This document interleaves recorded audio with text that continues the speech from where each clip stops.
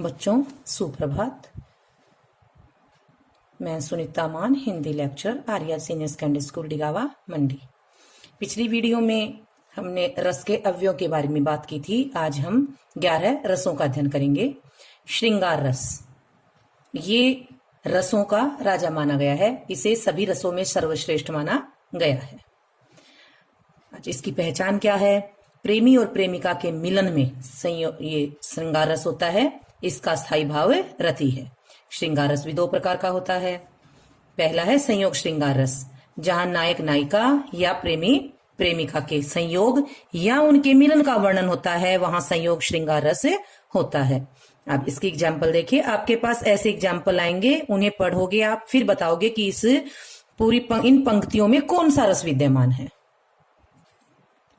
राम का रूप निहारती जानकी, कंगन के नग में परछाही, याती सबे सुधी भूल गई कर, टेकी रही पलटारत नाही।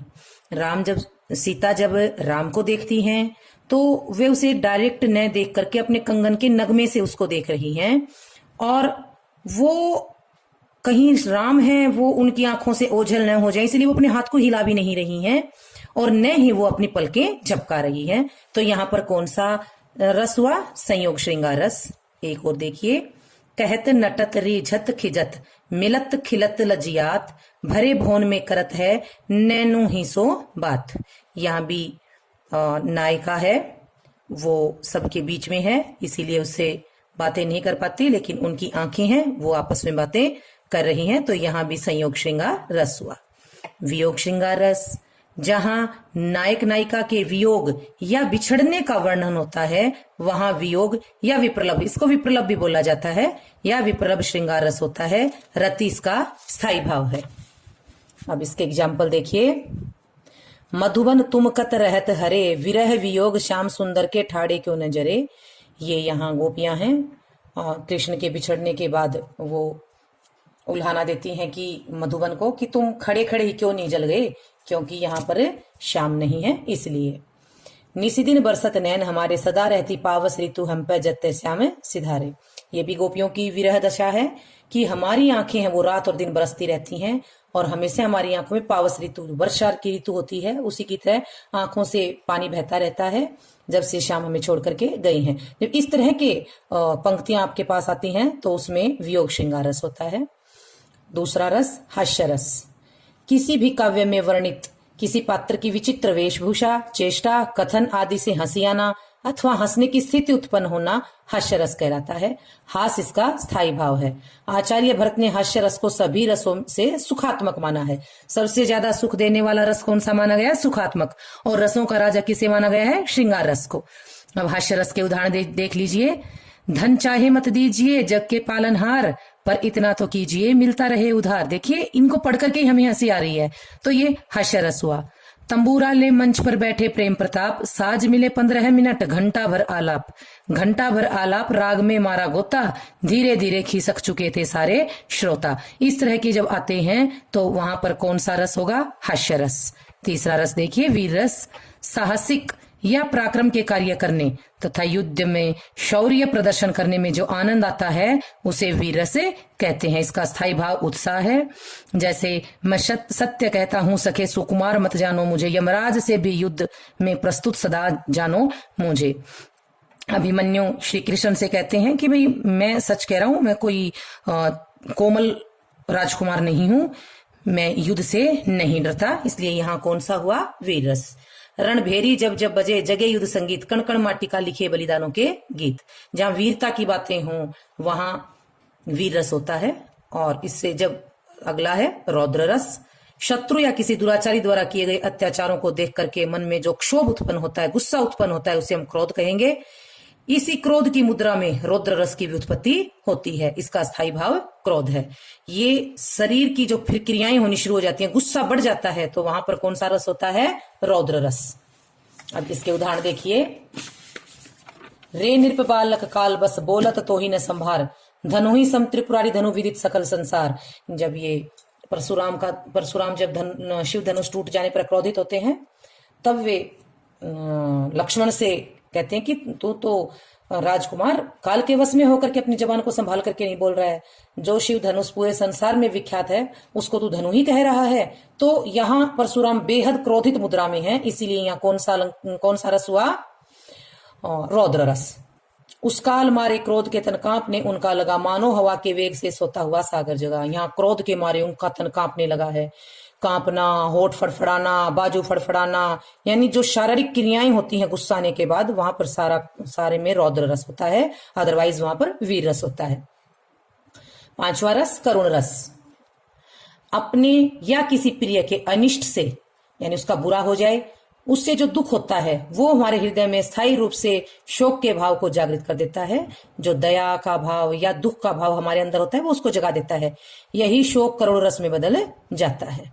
देखिए, आप इसके उदाहरण देखिए। मेरे हृदय के हर्ष हा अभिमन्यु अब तू है कहाँ। यहाँ अभिमन्यु की माँ विलाप कर रही है। दृग खोल कर बेटा धनिक तो देख हमको सबको। यहाँ जहां पर कोई अपना मर जाता है तो वहां पर करुण रस होता है। या जिसे देख करके बेहद दया आती हो वहां, जैसे इसमें है, वह आता दो टूक कलेजे का करता पछताता पथ पर आता। पेट पीठ दोनों मिलकर हैं एक, चल रहा लकुटिया टेक, मुट्ठी भर दाने को भूख मिटाने को, मुंह फट्टी पुरानी झोली को फैलाता।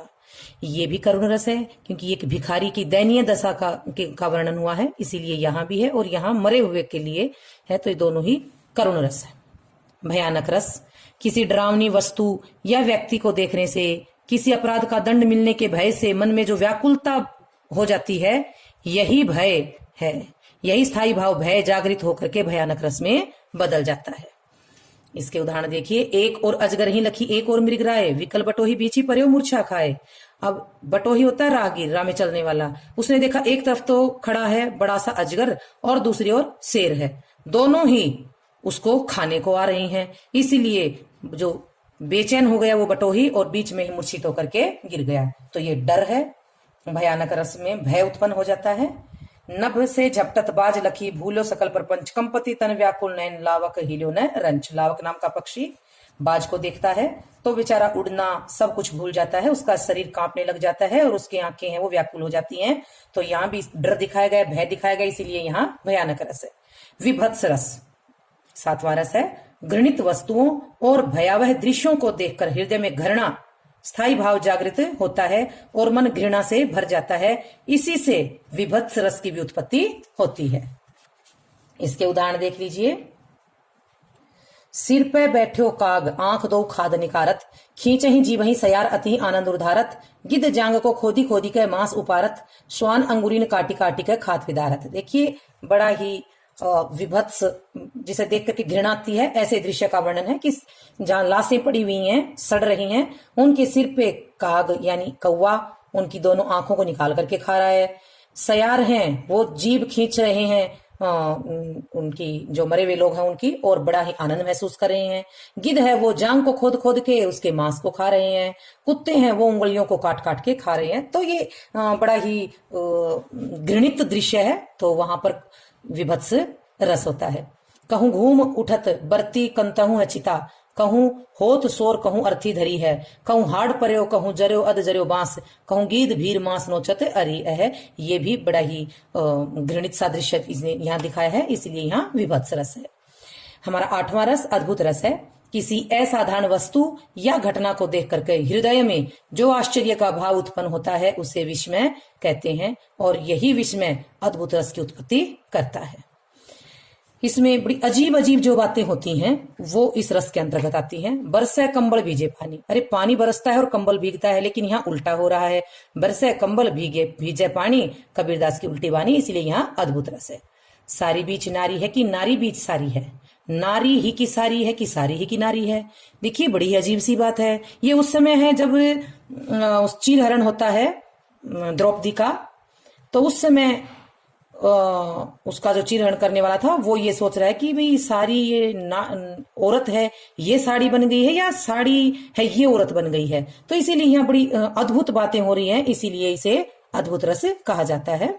दुशासन यहाँ पर सोच रहा है ना कि भाई ये साड़ी के बीच में औरत है या औरत के बीच में साड़ी है, या फिर ये जो औरत है वो साड़ी ही है या फिर साड़ी है वो औरत है। तो इसीलिए यहाँ अद्भुत रस है। शांत रस।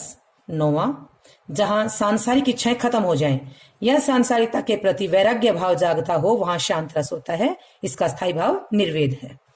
यानी जब सांसारिक मोह माया के बंधन से मनुष्य छूट जाता है तो वहां पर शांत रस होता है।